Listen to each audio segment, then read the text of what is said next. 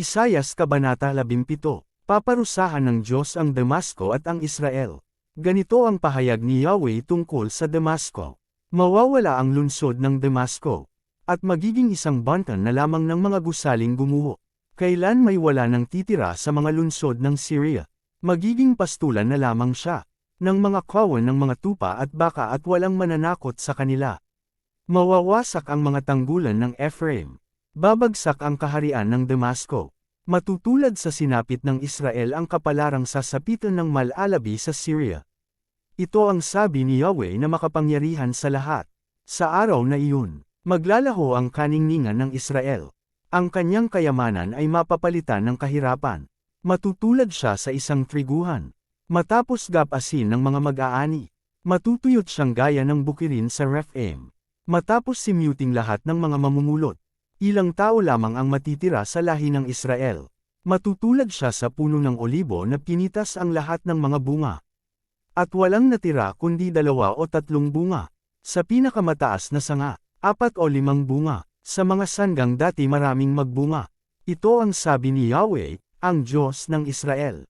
Sa araw na iyon lalapit ang mga tao sa lumikha sa kanila, sa banal na Diyos ng Israel. Hindi na nila papansinin ang mga altar na sila na rin ang gumawa.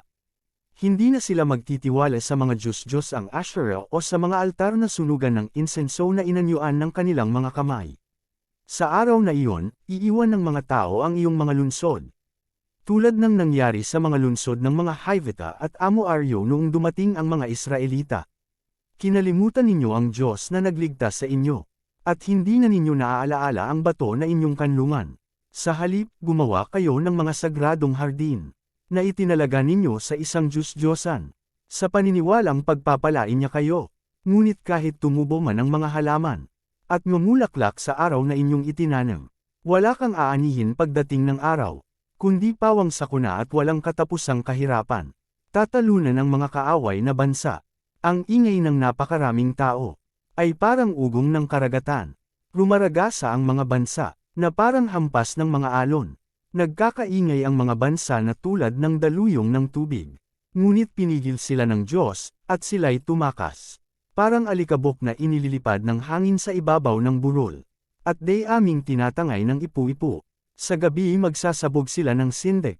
Ngunit pagsapit ng umagay wala na sila. Ganyan ang mangyayari sa mga umaapi sa atin. Iyan ang sasapitan ng mga nagnakaw ng ating mga ari-arian.